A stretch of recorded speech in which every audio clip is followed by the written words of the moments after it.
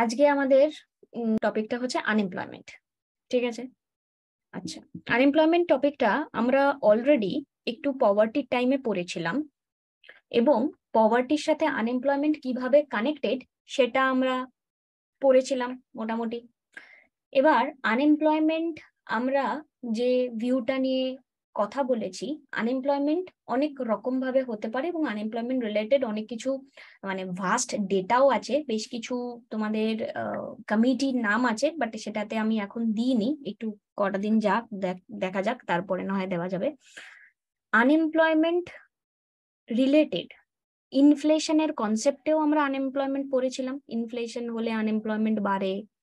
আমরা যখন Philips curve যখন আমরা পড়েছি সেক্ষেত্রেও আমরা দেখেছি, স্ট্যাগফ্লেশনের ক্ষেত্রেও দেখেছি আনএমপ্লয়মেন্ট কানেক্টেড, অ্যান্ড পভার্টির সাথে আনএমপ্লয়মেন্ট ডাইরেক্টলি কানেক্টেড, মানে পভার্টি হলে আনএমপ্লয়মেন্ট ডাইরেক্টলি কানেক্টেড। রিসেশনেও দেখেছি। এবার সিম্পল ব্যাপার, আনএমপ্লয়মেন্ট বলবো কেন, কখন বলবো? Unemployment simple occurs when a person who is actively searching for employment is unable to find work. এই কথাটা আমি সবসময় বলি, তোমরা নিজেদেরকে আনএমপ্লয়েড বলতে পারো কি? কখনোই না, তোমরা আনএমপ্লয়েড নও, কারণ তোমরা অ্যাক্টিভলি কাজ খুঁজছো না। তোমরা by choice for your betterment in future তোমরা এখানে নিজেকে আটকে রেখেছো অন্য কাজের জন্য বা অন্য কিছু পাবে বলে, তোমরা আনএমপ্লয়েড না। তার মানে ভেবে দেখো, তোমাদের মতন কত ছেলে মেয়ে যাদেরকে এখানে নির্বাচন করাই হয় না আনএমপ্লয়েড ক্যাটাগরিতে। তার মানে আমাদের রিয়েল পজিশনটা আরো কতটা খারাপ পরিস্থিতির, যেটা কিনা আমরা এই জায়গাটা থেকে মানে বুঝতেই পারবো না। তার মানে আনএমপ্লয়মেন্ট হচ্ছে এমন একটা পরিস্থিতি যখন কেউ অ্যাক্টিভলি কাজটা খুঁজছে, যখন কেউ অ্যাক্টিভলি এমপ্লয়েড হতে চাইছে, মরিয়া হয়ে কাজ খুঁজছে, সে কাজ পাচ্ছে না, তখন তাকে আমি আনএমপ্লয়েড বলতে পারি। এবার তার মানে সিম্পল ব্যাপার, হেলথ অফ দ্য ইকোনমির সাথে unemployment connected. Why health of the ইকোনমির সাথে কানেক্টেড? তার অন্যতম কারণ হচ্ছে গিয়ে, একটি ব্যক্তি যিনি রোজগার করবেন তিনি তার ডিমান্ডকে ফুলফিল করতে পারবেন, আর ডিমান্ড ফুলফিল করা মানেই মার্কেটের তার তরফ থেকে মার্কেটের কাছে টাকা যাওয়া, তার তরফ থেকে মার্কেটের কাছে টাকা যাওয়া মানে সিম্পল আরেকটা বেসিক কনসেপ্ট, যে সে মার্কেটে টাকা দিয়ে ইকোনমিতে মানিটারি যে বেস সেটাকে ফ্লো করানো হচ্ছে তার দ্বারা। তো সার্কুলেশন হচ্ছে, কন্ট্রিবিউশন করছে, এবং সেই ইকোনমির হেলথের উপর সেটা connected. Okay, the most frequent measure of unemployment is the unemployment rate, which is the number of unemployed people divided by the number of people in a labor force. এবার কথাটা হচ্ছে গিয়ে, আজকে আমার আনএমপ্লয়মেন্টের যে রেটটা, এটা অনেক সময় আমাদের এমসিকিউ তে দেয়। তো আনএমপ্লয়মেন্টের রেটটা কি? রেট হচ্ছে গিয়ে সিম্পল, তোমরা যখন পার্সেন্টেজ সলভ করো তখন তোমরা কিভাবে সলভ করো? আর লেবার ফোর্সে মানে টোটাল যেটা থাকে সেটা নিচে থাকে এবং তার মধ্যে যে ভ্যালুটা থাকে সেটা উপরে থাকে। তো সিম্পল ব্যাপার, এখানে লেবার ফোর্স পার্টিসিপেশন রেট মানে কারা কাজ করতে চাইছে, কারা কাজ করতে চাইছে সেটা নিচে থাকলো। সবাই তো, টোটাল পপুলেশন তো আর কাজ করতে চায় না। লেবার ফোর্স যারা কাজ করতে চাইলো তারা নিচে থাকলো, তার উপরে যারা আনএমপ্লয়েড পিপল তারা থাকলো।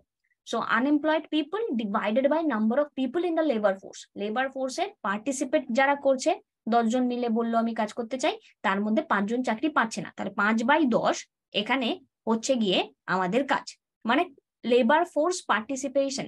না, লেবার ফোর্স বলতে এখানে number of people in labour force, unemployed people. এবার লেবার ফোর্সের ক্ষেত্রে আরেকটা ডেফিনেশনটা, যারা করছে না, যারা করতে চাইছে, ঠিক আছে, সেখান থেকে লোকগুলোকে নেয়। এবার এই যে ডেটাটা ন্যাশনাল স্যাম্পল সার্ভে অর্গানাইজেশন এই এমপ্লয়মেন্ট আনএমপ্লয়মেন্টের এই অ্যাক্টিভিটি গুলোকে ইন্ডিভিজুয়াল বেসিসে ক্লাসিফাই করে। ওয়ার্কিং মানে যে কিনা ইকোনমিক অ্যাক্টিভিটিতে এঙ্গেজ আছে, employed. Seeking or available for work, সে হচ্ছে আনএমপ্লয়েড। দেখো, seeking or available for work, but সে কাজকর্ম মানে খুঁজছে বা কাজের জন্য অ্যাভেলেবেল রয়েছে, দুটোর কনসেপ্টই আনএমপ্লয়েড। মানে সে খুঁজছে মানে কি, সে অ্যাভেলেবেল আছে মানে কি, তার মানে সে আনএমপ্লয়েড হয়ে রয়েছে। আর নাইদার সিকিং নর অ্যাভেলেবেল ফর ওয়ার্ক, এই যে ক্যাটাগরিটা, সে খুঁজছেও না এবং কাজের জন্য সে চাইছেও না, তাকে কিন্তু আমি এই ক্যাটাগরি এমপ্লয়েড বা আনএমপ্লয়েড ক্যাটাগরির মধ্যে ফেলতে পারি না, ঠিক আছে, এই পয়েন্টটা। হ্যাঁ, এবার এইখানে দেখো যে এই যে প্রথম যারা রয়েছে এমপ্লয়েড প্লাস আনএমপ্লয়েড, অভিপ্সা তোমার কোশ্চেনের উত্তর, the first two constitute labour force and unemployment rate is the percent of labor force that is without work, মানে টোটালটা এমপ্লয়েড প্লাস আনএমপ্লয়েড দুজনকে মিলে আমি কিন্তু পাচ্ছি আমার লেবার ফোর্স, মানে উইলিং টু ডু ওয়ার্ক। যারা এমপ্লয়েড তারা তো willing to do work, unemployed মানে তারা অলরেডি উইলিং না, তারা already in work, R unemployed তারা উইলিং টু ডু ওয়ার্ক, তার মানে কাজ করতে চাইছে। টোটাল যে এমপ্লয়েড আর আনএমপ্লয়েড যারা টোটালটা তারা কাজ করতেই চাইছে, তাহলে আনএমপ্লয়মেন্টের যে রেটটা সিম্পল এখানে total labour force unemployed worker into 100, এতক্ষণ ধরে যে কথাটা আমরা বললাম সেটা, এই ফর্মুলাটা আমাদের জন্য পরীক্ষাতে ইম্পর্টেন্ট, এটা আমাদের জন্য জিজ্ঞাসা করা হয়ে থাকে, ঠিক আছে, ফাইন। সবাই বুঝেছি? ওকে, আচ্ছা, এবার এখানে এরপরে যে পয়েন্টটা রয়েছে যে আনএমপ্লয়মেন্ট ইন্ডিয়াতে কি কি আছে, এখানে একদম পুচকে পুচকে ডেটাগুলো আমি দিয়ে দিয়েছি, যেগুলো তোমাদের পরীক্ষাতে ডাইরেক্টলি জিজ্ঞাসা করে এবং আশা করি অনেকেই ম্যাক্সিমামটা জানো এবং তোমাদের ডেফিনেশনটাই জিজ্ঞাসা করে, ঠিক আছে। হ্যাঁ, তো আনএমপ্লয়মেন্ট ইন্ডিয়াতে যদি আমরা দেখি ডিসগাস আনএমপ্লয়মেন্ট, তো ডিসগাইজড আনএমপ্লয়মেন্ট সিম্পল হচ্ছে গিয়ে একটা জমি আছে একজন কৃষকের, এবং সেই কৃষক এখানে জমিতে 2 একর জমি আছে, সে চাষ করছে, তার 2টি বাচ্চা আছে। এবার এই 2টি বাচ্চা বড় হলো এবং বড় হওয়ার পরে বাবাকে বললো বাবা জমি ভাগ করে দাও, তো বাবা এখানে জমি ভাগ করে দিল 2টি বাচ্চাকে, 2টি বাচ্চা জমি এখানে নিয়ে নিল। এবার দেখা গেল এদের আবার 2টি করে বাচ্চা হলো, এবং ভবিষ্যতে এই একটা জমি দিয়ে যেখানে 3 জন কিংবা 4 জনের পেট চলতো, সেই জমিটা থেকেই আস্তে আস্তে দেখা গেল 5 জন 6 জন কিংবা তারও বেশি এখানে লোকের এখানে দেখা গেল পেট চলতে থাকলো। ইট মিনস হোয়াট, জমিতে যতজনের না কাজের রিকোয়ারমেন্ট আছে ততজন সেখানে যদি ইনকর্পোরেটেড থাকে, সিম্পল ব্যাপার, এখানে বাবা একা ছিল, বাবা একা জমিতে চাষ করছিল, একার জমি দিয়ে এখানে কাজকর্ম চলছিল, বাট হঠাৎ করে দেখা গেল যে এই ছেলে 2টি বড় হচ্ছে, বাবা বললো আচ্ছা ঠিক আছে জমিতে চলে আয়, কিছু কাজ থাকলে করে দিবি, বাট সারাদিন তো আর কাজের দরকার পড়ে না। উল্টোটা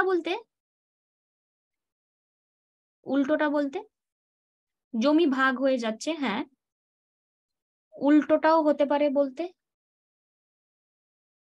এখানে আর উল্টো কি হবে, লোক তো কমবে না, 5 ভাই, আচ্ছা, ওই যে সবাই টাকা দিয়ে দিল একজনকে কাজ করতে দিল, ন্যাচারালি এটা হয় না, সবাই সবাই ভাগই করে নেয়, ঠিক আছে, হ্যাঁ, সবাই ভাগই করে নেয়। তো মোর পিপল আর এমপ্লয়েড দেন অ্যাকচুয়ালি নিডেড, অ্যাকচুয়ালি যেটা দরকার তার থেকে বেশি পিপল যখন এমপ্লয়েড থাকে তখন সেই কনসেপ্টটাই হচ্ছে ডিসগাইজ আনএমপ্লয়মেন্টের পার্ট। এবার ন্যাচারালি এগ্রিকালচার সেক্টরেই এই ঘটনাটা বেশি ঘটে, আর আনঅর্গানাইজড সেক্টরেই এই ঘটনাটা বেশি ঘটে, ঠিক আছে, ফাইন। আচ্ছা, সিজনাল আনএমপ্লয়মেন্ট, সিজনাল আনএমপ্লয়মেন্ট মানে কি, দেখো এই এই যে টাইপের আনএমপ্লয়মেন্ট গুলি হচ্ছে, এই আনএমপ্লয়মেন্ট গুলির কনসেপ্টকে একটুখানি মাথায় রাখবে, কারণ এই seasonal unemployment not only connected with, okay ঠিক আছে, not only connected with agriculture, but এখানে এর সাথে আরো অন্য কিছু কানেক্টেড রয়েছে। ব্যাপারটা হচ্ছে গিয়ে একদম ডিসগাইজ আনএমপ্লয়মেন্ট মানে হচ্ছে যদি আমার কাজটা 2 জনকে দিয়ে করানোর থাকে, সেখানে হয়তো 5 জন অ্যাভেলেবেল রয়েছে, এক্সট্রা 3 জনকে বাদ দিয়ে দিলে আমার আউটপুটের কোনো চেঞ্জ হবে না, কোনো প্রবলেম হবে না, আমি চাইলে এক্সট্রা 3 জনকে বাদ দিয়ে দিতে পারি, এটা হচ্ছে ডিসগাইজড আনএমপ্লয়মেন্টের পার্ট, ঠিক আছে, ওকে। আচ্ছা, সিজনাল, এবার সিজনাল কথার অর্থ কি, সিজনাল কথার অর্থ হচ্ছে যে সিম্পল, সিজনে যে আনএমপ্লয়েড হয়ে যায়, এবার এই সিজনে যে আনএমপ্লয়েড হয়ে যায়, একটা সিজনের অনেক রকম কারণ থাকতে পারে, বিশেষ করে আমরা দেখতে পারি agriculture labourer in India rarely have work throughout the year, এগ্রিকালচারে যেটা থাকে তাদের কি সারা বছর কাজ থাকে, থাকে না, ঠিক আছে, ওকে, তো তাদের তাদের তারা যখন কাজ করে সেই ফসলের জন্য যারা যতদিন তারা অপেক্ষা করছে সেই টাইমে তারা না কাজ করেই থাকছে। তো ডিউরিং সার্টেন সিজন যখন তারা থাকছে, এবার এটার অ্যাঙ্গেলটা থেকে যদি অন্যরকম ভাবে ভাবো, ধরো কেউ ছাতা বিক্রি করে, সাপোজ আমি কথার কথা বলছি, ছাতাটা বাদ দাও, না হয় রেনকোট বিক্রি করে, ছাতাটা নয় গরমেও লাগে, ঠান্ডা শীত বর্ষাতেও লাগে, রেনকোট ধরো যে বিক্রি করে, তো আলটিমেটলি রেইনি ডেজেই তার ব্যবসাটা আছে, সিজনের ব্যবসা, আদারওয়াইজ নেই। ঠিক আছে, এবার এই যে সিজনাল কনসেপ্টটা, এটা যে কোনো পুজো বলো বা যা কিছু রেসপেক্টে বলো, মানে সিজন ওরিয়েন্টেড কোনো যদি এক্সপ্লানেশন দিয়ে দেয় তাহলে কিন্তু সেটা সিজনাল আনএমপ্লয়মেন্টের পার্ট হবে। মাইন্ডে শুধু রাখতে হবে সিজন, ঠিক আছে, সিজন, তাহলেই এটার আনসারটা তোমরা পেয়ে যাবে। আচ্ছা, স্ট্রাকচারাল আনএমপ্লয়মেন্ট কনসেপ্টটা কি? জাস্ট স্ট্রাকচার ওরিয়েন্টেড, সিম্পল ব্যাপার, স্ট্রাকচার। এবার এই কোশ্চেনটাও অনেক রকম ভাবে ঘুরিয়ে আসতে পারে, যেরকম ভাবে আমরা বলতে পারি, লাইক ধরো কোন একটা অর্গানাইজেশন তার স্ট্রাকচার চেঞ্জ হয়েছে বলতে লাইক এরকম হতে পারে যে সবাই চেয়ার বলে দিল যে আজকে কোম্পানি থেকে যে চেয়ার আর দেওয়া যাবে না, দাঁড়িয়ে দাঁড়িয়ে কাজ করতে হবে। এবার যে ব্যক্তির পায়ে ব্যথা সে থোড়ি না দাঁড়িয়ে কাজ করতে পারবে, সে দাঁড়িয়ে কাজ করতে পারবে না। তাহলে কি কোম্পানি স্ট্রাকচার চেঞ্জ হলো, দ্যাটস ওয়াই তার কাছে স্কিল আছে, স্কিল থাকা সত্ত্বেও কোম্পানি স্ট্রাকচার চেঞ্জের জন্য তার চাকরিটা চলে গেল। Structural unemployment mainly mismatch of the skill of worker and job. ঠিক আছে, এবার দাঁড়িয়ে থাকার স্কিলটা নেই এক্স্যাক্টলি, তার মানে সিম্পল ব্যাপার যে স্কিল যখন ওয়ার্কারের যেটা প্রয়োজনীয়তা থাকে,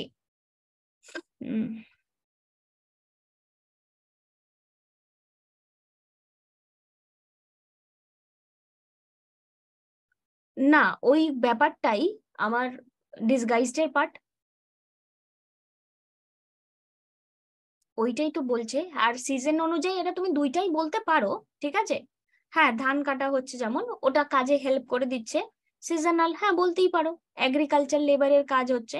বাট ন্যাচারালি এটাকে তুমি দুই ভাবেই নিতে পারো, বাট বেসিক কনসেপ্ট হচ্ছে গিয়ে তোমাকে সিজনে নিলে বলতে হবে, মাইন্ডে নিতে হবে যে সিজনের জন্য যে আনএমপ্লয়মেন্টটা, অন্য টাইমে তারা কাজ পায় না এই কনটেক্সটে। আর ওই ডিসগাইজডের পার্ট হচ্ছে গিয়ে সিম্পল, যত লোকের দরকার তত লোক আর কি, তার থেকে বেশি লোক আছে, যার জন্য আউটপুটের কোনো চেঞ্জ হচ্ছে না, সেটা হচ্ছে ডিসগাইজডের পার্ট। বলো ভাই। হ্যাঁ ম্যাম, শোনা যাচ্ছে? ম্যাম ব্যাপার হচ্ছে ধরুন যখন ওই মানে কি বলবো, ওই গরমকালটাতে, মানে গ্রীষ্মকালতে, সেই সময় গ্রামের সাইডে ওই ছোট ছোট গাছ থাকে না, ওই শাল গাছ, ছোট গাছ, একদম ছোট শাল গাছ, তো সেই পাতাটাকে সংগ্রহ করে তারা হাটে বিক্রি করে। ঠিক আছে, তো ওটাও তো একটা টাইম। তারপর ধরুন এই সময়টাতে বাবুই যে কাটা হয়, দিয়ে বাবুই গুলোকেও মানে এখন ধরুন কাটলো, দিয়ে কাটার পরে ওটাকে দড়ি বানালো, দিয়ে একটা টাইমই করছে আর কি। হ্যাঁ, ওটাও সিজনালেরই পার্ট। হ্যাঁ ম্যাম, হ্যাঁ, থ্যাংক ইউ। স্ট্রাকচারাল, একদম। তাহলে সিম্পল ভাবে স্ট্রাকচারাল পার্ট হচ্ছে কোম্পানি স্ট্রাকচারের সাথে যে এমপ্লয়মেন্ট অ্যাভেলেবেল রয়েছে তার এখানে কি অ্যাভেলেবিলিটি নেই, কনসেপ্টটা তার স্কিলের অ্যাভেলেবিলিটি নেই। এবার দেখো, many individual in India don't land position, actually don't have position হওয়া উচিত, ল্যান্ড পজিশনও ভুল নয়, হ্যাভ অ্যাকচুয়াল পজিশন, বিকজ এখানে তার অ্যাকচুয়াল এবিলিটি নেই। যেমন আমি ইঞ্জিনিয়ারদের পার্সপেক্টিভ থেকে এখানে যদি বলে থাকি, ন্যাচারালি এই যে এত এত লক্ষ লক্ষ ইঞ্জিনিয়ার হয়, কজনের ক্যাপাসিটি আছে, নলেজ নেই, কজনের কোড করার আইডিয়া আছে।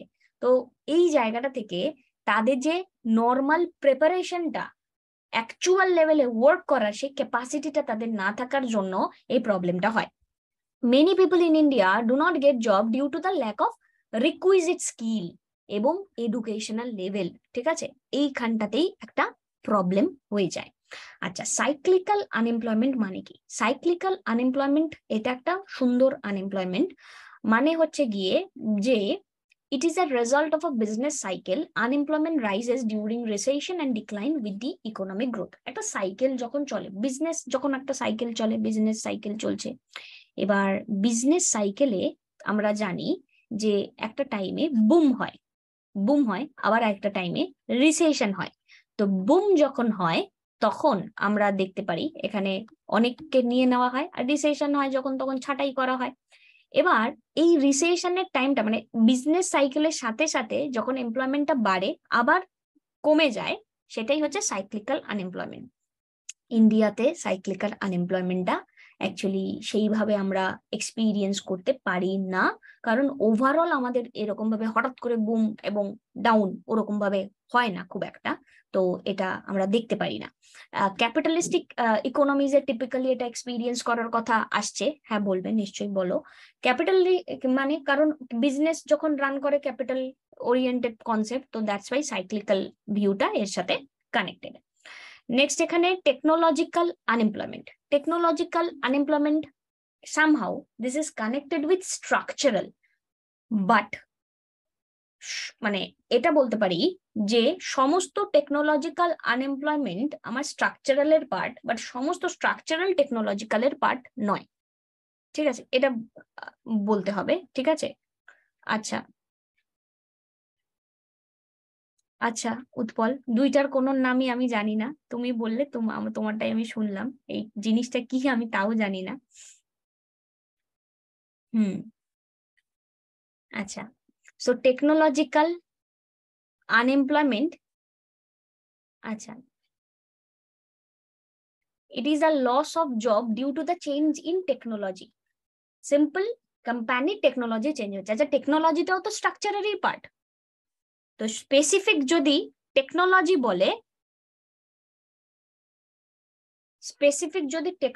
বলে, তাহলে সেটা টেকনোলজিক্যাল আনএমপ্লয়মেন্ট হবে। ঠিক আছে, তোমাদের যদি কোশ্চেনের মধ্যে মেনশন করা থাকে যে টেকনোলজি চেঞ্জের জন্য জবটা চলে গেছে বা কিছু, টেকনোলজি কথাটা মেনশন থাকলে তাহলে টেকনোলজিক্যাল আনএমপ্লয়মেন্ট হবে। তখন আবার মানে ভাববেন আর কি, ঠিক আছে, যে স্ট্রাকচারাল হবে। So according to the prediction made by the World Bank, India's actual percentage of job threatened by automation was 69%. ভাবো, টেকনোলজিক্যাল নলেজ নেই, এদিকে ইন্ডিয়া টেকনোলজিতে সব থেকে এগিয়ে।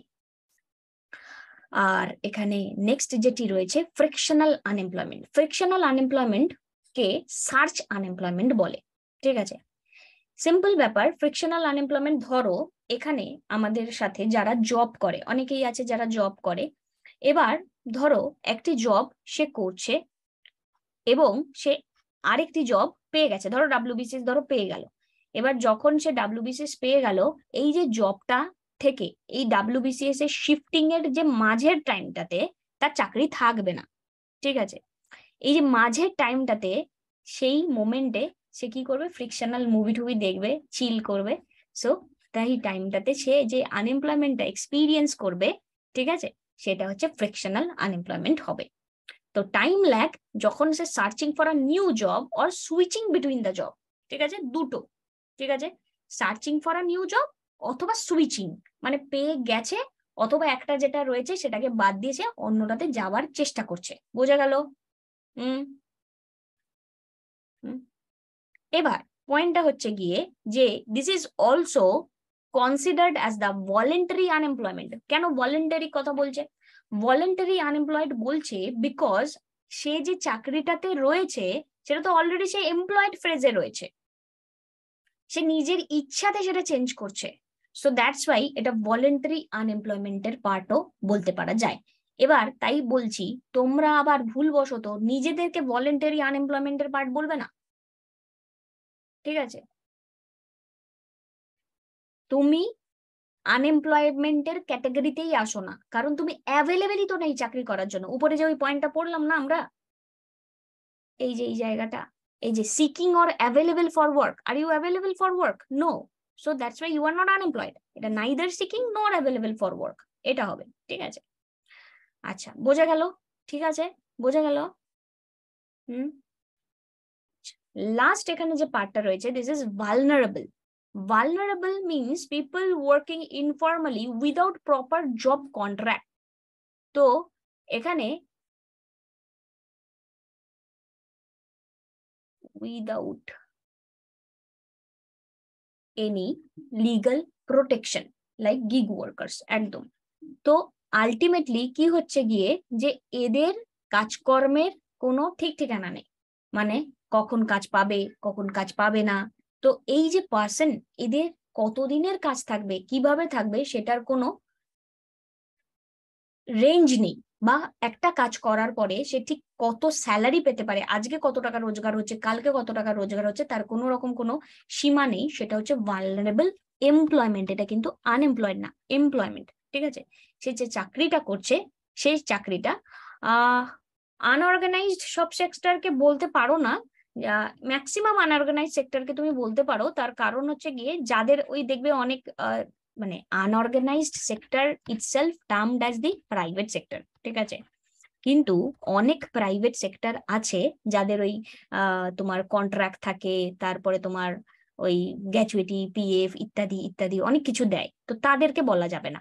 এমন একটা অর্গানাইজেশন যেই অর্গানাইজেশনে কাজ করলে কোনো কন্ট্রাক্ট নেই, আজ বললে কালকে যদি কাজ না করো বের করে দেবে, সেই টাইপের অর্গানাইজেশন, লাইক গিগ ওয়ার্কারদের ব্যাপারটা বলতে পারি। বিজনেসম্যানদেরকে বলা যেতে পারে, বিজনেসম্যানদেরকে বলা যেতে পারে, বিজনেসম্যান, বিজনেসম্যান তো নিজেই বিজনেসম্যান। তো সেক্ষেত্রে ভালনারেবল এমপ্লয়মেন্ট অ্যাজ সাচ ওভাবে তো অন্য কনসেপ্টে চলে যাচ্ছে। ওটা ওটা এমপ্লয়মেন্টের পার্ট না, ও তো কারোর আন্ডারে কাজ করছে না। এখানে যখনই কাজ করার কথা আসছে, প্রোটেকশনটা যখন পাচ্ছে না, কারোর আন্ডারের কাজের আসছে, তাকে আমি বলতে পারি। ঠিক আছে, ওটা সেলফ এমপ্লয়েড এর পার্ট একদম। ওকে, কোনো সমস্যা নাই তো? আছে কিছু সমস্যা? নাই? আচ্ছা, এবার আমরা আরো বেশ কয়েকটা ডেটা পড়বো। ঠিক আছে, দাঁড়াও।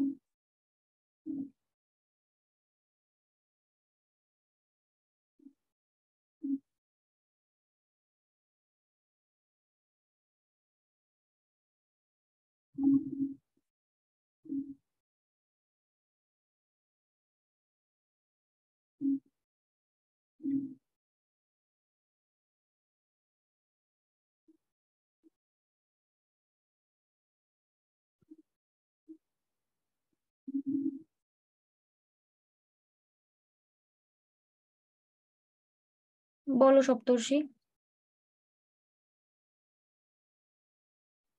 ম্যাম বলছি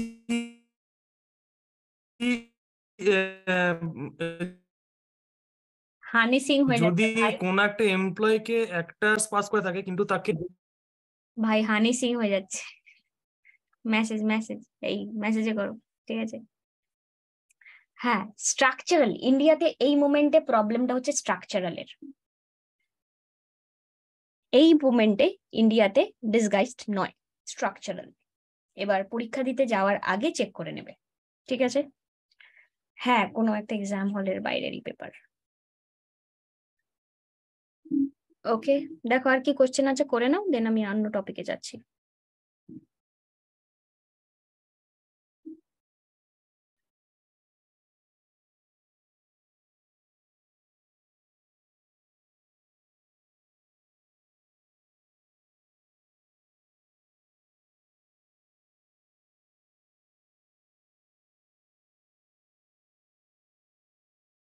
আচ্ছা, ভলেন্টারি আনএমপ্লয়মেন্ট, ভলেন্টারি আনএমপ্লয়মেন্ট মানে তো তুমি বলতে চাইছো এই ইয়েটা নিজের থেকে করছে না, মানে ফ্রিকশনালটা। সিম্পল, যেমন তুমি এখন ধরো চাকরি করছো, ঠিক আছে, এবার তুমি যখন ডাব্লিউবিসিএস টা পেয়ে যাবে, তো একটা ওই থাকে না মাঝখানে ওই কি বলে ওই অনেক কিছু চেক করে, বিভিন্ন রকমের ডেটা ডকুমেন্ট সাবমিট করতে হয়, ওই যে টাইম ফ্রেমটা, ওই টাইম ফ্রেমটাতে তুমি ধরো ডিসিশন নিলে তুমি তোমার নর্মাল যে চাকরি করছিলে সেটা তুমি ছেড়ে দেবে, তো তো সাথে তো হবেই, কারণ দুটো জায়গায় তুমি একসাথে আনএমপ্লয়েড এমপ্লয়েড থাকতে পারবে না, ভেরিফিকেশনটা যেটা। তো ওই যে মাঝের যে টাইম ফ্রেমটা, যেই মোমেন্টে তুমি তোমার এক্সিস্টিং জবটা ছেড়ে দিলে, ফ্রিকশনাল আনএমপ্লয়মেন্ট হতে গেলে যে ব্যক্তি ফ্রিকশনাল আনএমপ্লয়মেন্টের পার্ট হবে তাকে আগে থেকে আগে থেকে তোমার জব পেয়ে থাকতে হবে। সে তারপর সেটা ছাড়বে, ছেড়ে নতুন জবে যে যখন যাবে, এই যে মাঝের টাইম ফ্রেমটা 5 মাস 6 মাস ডকুমেন্ট ভেরিফিকেশনের, এই টাইম ফ্রেমটাতে সেই ব্যক্তি যেই টাইমটা কাটাবে আনএমপ্লয়েডই থাকবে, মাইনা তো পাবে না, ফ্রিকশনাল আনএমপ্লয়মেন্টের পার্ট হবে সেটা।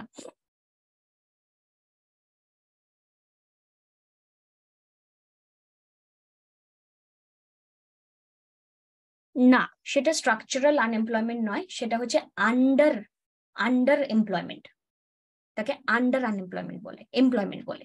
ঠিক আছে, ওকে। স্ট্রাকচার মানে কোম্পানির স্ট্রাকচার যেটা চাইছে সেই স্ট্রাকচারটা পাচ্ছে না, ওটা। আন্ডারটা হচ্ছে গিয়ে আমার যা কোয়ালিটি সেই কোয়ালিটির নিচে আমি কিছু জব করছি, সেটা হচ্ছে আন্ডার। ডিজার্ভের নিচে, বিলো আমি যদি জব করছি। ঠিক আছে, আচ্ছা। এবার তোমাদের এক্সাম দিতে যাওয়ার আগে আমি একদম শেষে পরীক্ষা দিতে, মানে পরীক্ষা যখন আগে আগে থাকবে আমাকে একটু মনে করাবে, বেশ কিছু টপিক বলে দেবো, যে টপিকগুলো এক্সাম দিতে যাওয়ার আগে নিজেরা চেক করে যাবে, কারণ ওগুলো র্যাপিডলি চেঞ্জ হয়। যার মধ্যে এই টপিকটা হচ্ছে একটা টপিক যেখানে অবশ্যই আনএমপ্লয়মেন্টের যে রেটটা রয়েছে সেই রেটটা চেক করে যাওয়া, সেই মোমেন্টে আনএমপ্লয়মেন্ট কতটা আছে সেটা চেক করে যাওয়া, একটা পার্সেন্টেজ যেটা সামহাউ যে ডেটাগুলো দেয়। আরেকটা যেটা, সেটা হচ্ছে গিয়ে যে এই যে আমাদের উইমেন এবং মেনের রুরাল আরবানে আনএমপ্লয়মেন্টের যে ডেটা আছে সেটা চেক করে যাওয়া, মানে কোনটাতে বেশি আছে। এগুলো মৌনিশা তথা সবাই লিখে নাও নিজেদের খাতাতে, যেখানে লেখো সেখানে লিখে নাও।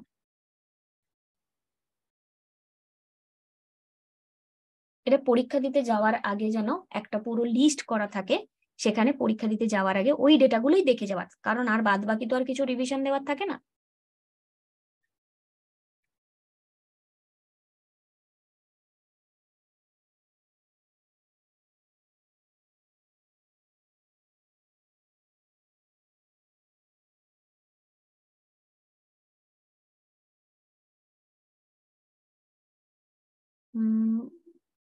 যেই মোমেন্টে পরীক্ষা দিতে যাচ্ছ তার আগে আনএমপ্লয়মেন্টের পার্সেন্টেজটা কি আছে, কোন টাইপের আনএমপ্লয়মেন্টটা বেশি আছে, আর রুরাল আরবান এরিয়াতে মেন উইমেনের আনএমপ্লয়মেন্টের রেটটা কেমন আছে।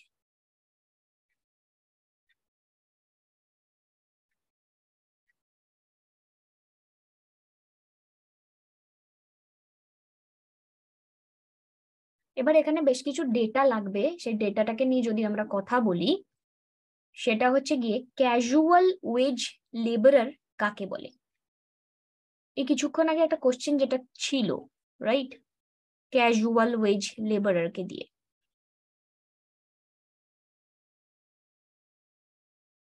এবার এই যে ক্যাজুয়াল ওয়েজ লেবারার এবং সেলফ এমপ্লয়েড আলাদা কনসেপ্ট। ঠিক আছে, সেলফ এমপ্লয়েড মানে যার নিজের এন্টারপ্রাইজ আছে,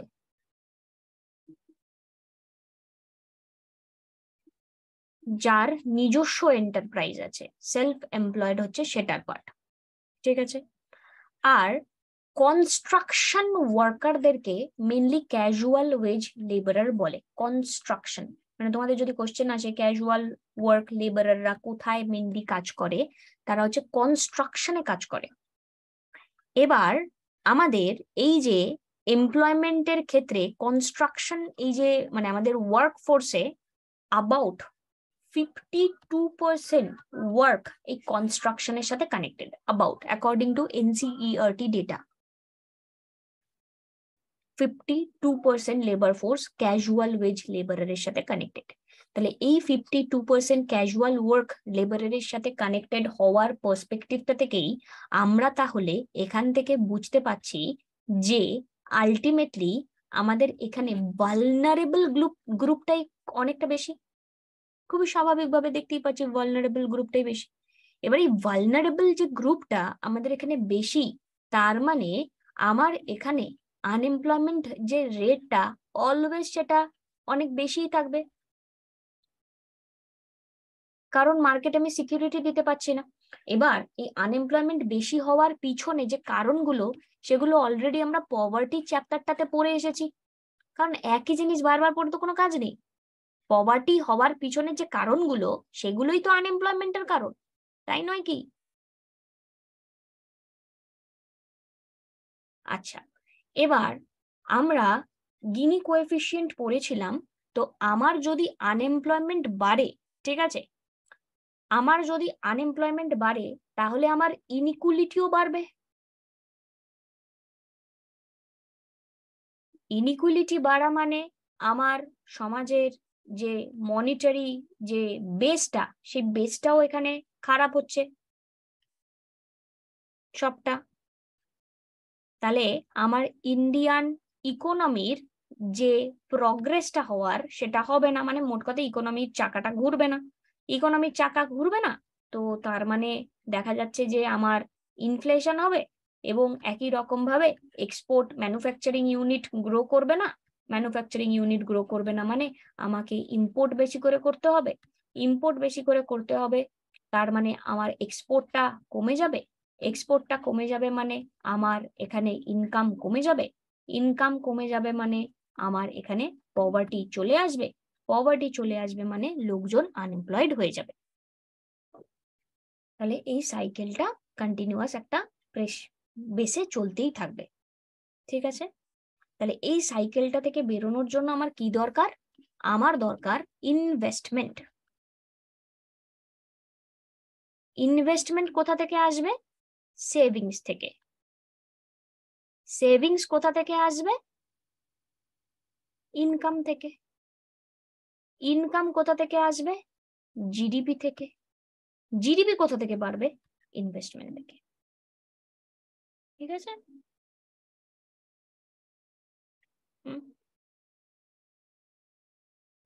বুঝি।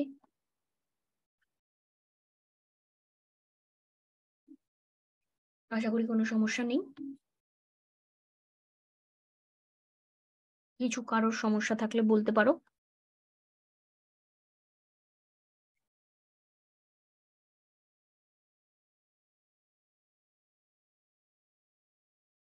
অবভিয়াসলি এটাও একটা ইনভেস্টমেন্টেরই পার্ট। লাইফে ইনভেস্টমেন্টেই সবকিছু।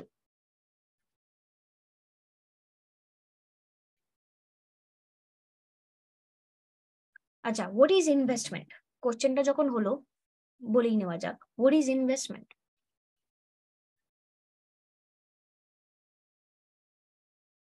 ইনভেস্টমেন্ট মানে কি?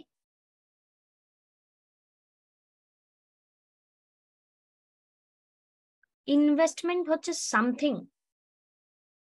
যার থেকে ইন ফিউচার তুমি রিটার্ন এক্সপেক্ট করো অর প্রফিট এক্সপেক্ট করো, ঠিক আছে। যা পিটা পড়ছে না, রিটার্ন এক্সপেক্ট করো বা প্রফিট এক্সপেক্ট করো।